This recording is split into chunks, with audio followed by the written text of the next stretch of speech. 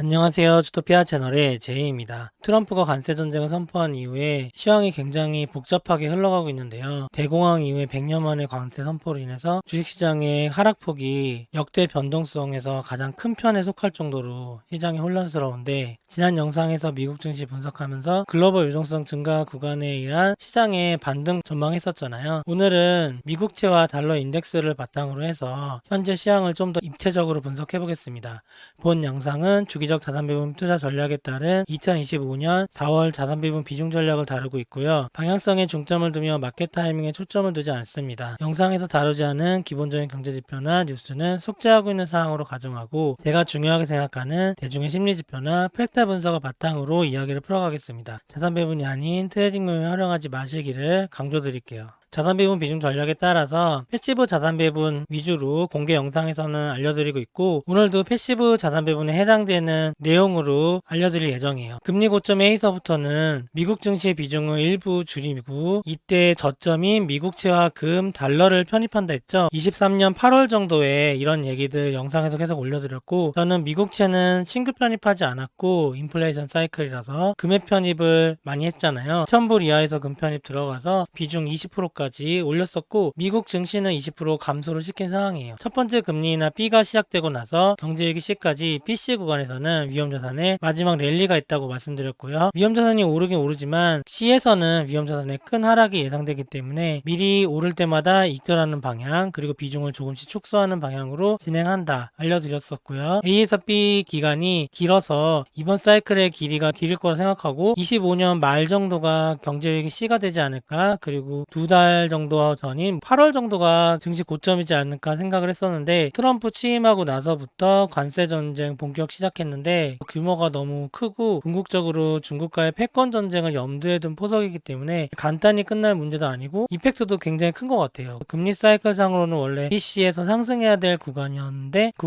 그거를 짓누르고 위험자산이 지금 큰 폭으로 하락해 있는 상황이고요. 현재 시황을 보시면 알겠지만 다른 것보다도 트럼프의 말에서 어떤 내용이 나왔나, 그리고 관세 전쟁의 뉴스가 어떤 식으로 흘러가나가 자산시장에 가장 큰 영향을 미치고 있어요. 증시가 많이 떨어진 상황이고요. 제가 투자하고 있는 주기적 자산배분은 연준의 기준금리 사이클을 바탕으로 하기 때문에 경제위기 C는 주식이 단순하게 떨어진 걸 얘기하는 게 아니라 연준이 긴급회의나 빅컷을 통해서 금리를 급격하게 인하하는 시기를 얘기하는 거예요. B에서 첫 번째 금리 인하한 다음에 조금씩 금리 인하를 이어가다가 12월에 마지막 금리 인하하고 지금 안 하고 있잖아요. 이렇게 안 하고 있는 기간이 길어지다가 어느 순간 경제가 불어지고 그 다음부터 연준이 금리 인하를 긴급하게 하는 순간을 C라고 생각하고 있는데, 현재 이 C가 되기 전에 예상되는 자산들의 반응이 있거든요. 미국채나 달러 인덱스, 원달러 환율 이런 것들을 봐야 되는데, 금의 가격을 제외하고는 다른 자산들의 가격이 C에 임박한 기미가 안 보였었기 때문에 저는 이번 하락 시에도 경제위기 C, 그러니까 연준이 긴급 개입을 할 거에 대해서 가능성을 높게 보진 않고 있고요. 근데 현재 상황이 너무 긴박하게 돌아가고, 특히 오늘에는 미국채 금리가 급등하면서 신용경색의 문제까지 불거지고 있는 상황이라 연준의 긴급회의를 할 확률도 높아지고 있는 상황이에요. 관세 전쟁 이후 미국채 TLT 기준으로 한번 살펴볼게요. TLT는 보라색 상승 채널, ABC 상승 채널이라고 말씀드렸죠. A 주변에서 저점, B 주변에서 고점과 저점, C에서 마지막 고점을 찍는다. 이게 TLT의 기본적인 금리 사이클의 움직임이고요. 23년 8월에서부터 이 저점서부터 예상해드려서 어디까지 반등할 거고, B에서는 중간 고점이 일어날 거고 C에서는 최종 고점이 있을 거다, 이런 식으로 23년도부터도 전망해드렸고 24년도에도 대부분 전망대로 흘러왔죠. 그리고 이렇게 TLT가 B 이후에 크게 하락할 때도 반등 시점 알려드리고, 파란색 추세 저항을 돌파하는 시점 90불 정도까지 1차 상승, 그 다음에 붉은색 TLT 매물대가 모여있는 93불에서 94불 사이에 2차 상승을 거친 다음에 위험자산의 반등 구간, 이 푸른색으로 표시된 구간이요. 이때 TLT는 조정을 거치고 다시 한번 경제이기 전에 전고점 93불을 돌파한 다음에 C에서는 100불 정도까지 반등할 수 있다. 이게 계속해서 말씀드린 흐름이죠. 이런 입장에서 보면 TLT는 93불까지 상승해서 갔다가 여기서 만약에 경기 침체가 바로 오려면은 리세션으로 인한 위기를 말하는 거예요. 디플레이션 리스크를 얘기하는 거죠. 그게 바로 일어난다면 TLT는 여기서 더 많이 상승해서 계속해서 고점을 높여가야 되는데, 지금 트럼프가 4월 2일에 해방의 날 발표 이후에 3일, 4일, 5일, 6일, 7일까지 기세 좋게 TLT가 오르다가 그러니까 미국채 금리가 하락하고 있었어요. 중국이 미국에게 보복 관세를 발표하면서 갑자기 미국채 금리가 급등했고요. TLT의 가격은 폭락하기 시작해서 지금 3일차인데 4월 9일 기준으로 4월 9일에 미국이 상호 관세를 실제로 발효한 시점이거든요. 오늘 한국 시간 정오 12시간. 그때 이후로 TLT의 가격이 더 폭락하는 상황이 현재 연출되고 있어요. 미국채 금리가 폭등되고요. 이런 상황은 전통적인 경기 침체 상황, 디플레이션 상황에서의 경제 위기 구간은 아닌 것이고 금리를 인하할 여지가 없는 거죠. 미국채 금리가 이미 낮은데 금리를 인하하면 물가만 자극하게 되겠죠. 금리 인하 효과는 별로 없고 제가 예전부터 말씀드렸던 전통적인 경기 침체 사이클, 디플레이션 리스크에 따른 경제 위기 시는 현재 아닌 것으로 보이고 만약에 경제 위기가 디플레이셔너리하게 일어난다면 이렇게 반대로 하락하면 안 되는 거죠. TLT가 계속 상승해야 되는 거죠. 예전에 인플레이션 사이클의 우려로 미국채 금리가 지속적으로 상승하면서 TLT 가격이 하락했던 이 구간을 연상시키는 하락의 상황이고 이 부분은 바로 이어서 미국채 금리를 보면서 말씀드리도록 하고요. 현재 DXY가 12월 달부터 3개월 동안 하락한 구간이 있었는데 그게 글로벌 M2의 반등 구간으로 이어지면서 위험자산이 반등할 수 있는 시점이에요. 근데 지금 관세 문제 때문에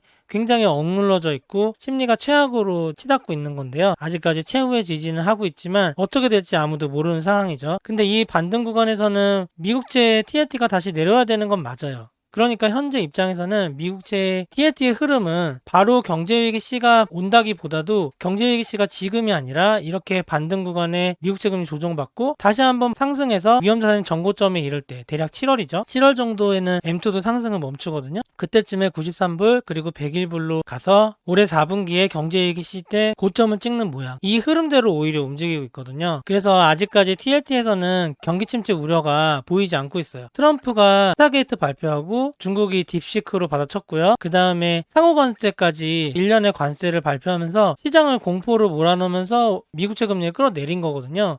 4월 9일이랑 10일에 미국의 단기, 중기, 장기 국채에 공개 입찰이 몰려있거든요. 대략 2,500억 달러 공개 입찰을 해야 되는데 스콧 베센트 재무부 장관이 계속 얘기했던 게 미국채 10년물 금리를 체크하겠다 이렇게 말을 했잖아요. 그런 것도 계획에 있는 건데 다 틀어진 모양이 된 거죠. 경기 지표가 침체를 발생하는 거는 고용과 실업률, 기업 실적이 악화돼야 되는데 이런 거는 아직까진 보이지 않고 있고 만약에 관세로 인해서 경기가 진짜로 침체된다면 그 지표들이 아마 7월을 넘어가면서 2분기가 종료되면서 3분기가 시작되면서 나오겠죠. 거기서부터는 진짜로 리얼한 경기 침체 우려가 발생할 수 있다. 그렇게 현재까지는 체크가 되고요. 미국 10년물 국채 금리가 중요한데 제가 자세히 분석해봤어요. 푸른색 박스로 되어 있는 곳은 경기 침체 내러티브로 미국채 금리를 낮춘 구간이에요. 첫 번째 금리 인하가 24년 9월이잖아요. 3월과 7월에 금리 인하 전후로 조정이 있다고 제가 말씀드렸죠. 그 첫 번째 조정과 두 번째 조정이 이 시기였고요. 이때는 계속적으로 미국채 금리가 하락하고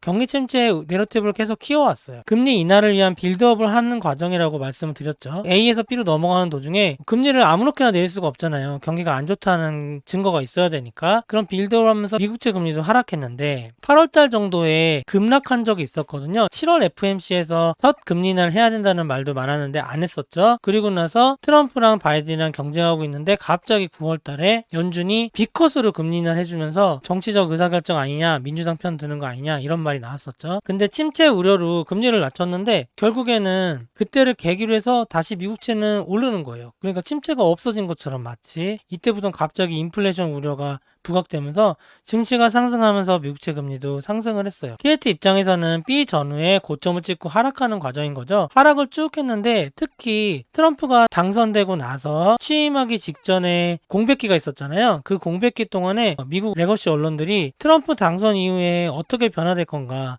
미국채 금리가 급등할 거고 물가가 폭등할 거다, 관세로 인해서 피폐해질 거다, 이런 식으로 내러티브를 짜면서 미국채 금리랑 달러 인덱스가 크게 증가했었거든요. 그게 트럼프가 취임은 1월 달에 했는데 트럼프 취임식 1월 20일 전후에 글로벌 M2의 하락을 만들어냈고 이 전에 일어났던 DXY의 상승 때문에 일어난 거죠. 증시나 암호화폐 모두 다 조정을 받게 됐어요. 트럼프는 이거를 반전하기 위해서 스타게이트도 발표하고 했는데 딥시크에 밀렸었고 4월달 이후로는 미국채 만기가 돌아오고 리파이낸싱을 해줘야 되기 때문에 베센트 장관이 10년물 금리를 유심히 보겠다고 하면서 금리를 안정화하는 거에 중점을 뒀었거든요. 그러면서 2월 1일에 멕시코랑 캐나다에 25% 관세 부과하면서 본격적으로 미국채 금리는 하락하게 됐어요. 그러니까 이런 무분별한 관세 부과가 경기 침체를 일으키는 거 아니냐, 그런 내러티브가 있었던 거죠. 특히 4월 2일에 해방의 날에서 트럼프가 직접 들고 와서 각국에 엄청난 관세를 매기고 중국에 34%를 매겼잖아요. 그때 이후로 미국채 금리가 급락한 걸 볼 수 있어요. 4월 7일까지는 최저점까지 하락을 했었거든요. 근데 4월 8일에 중국이 보복 관세를 발표하면서 꼬리를 말고 올라오더니 급등을 하기 시작해요. 트럼프가 4월 9일 하루 전에 중국한테 철회하지 않으면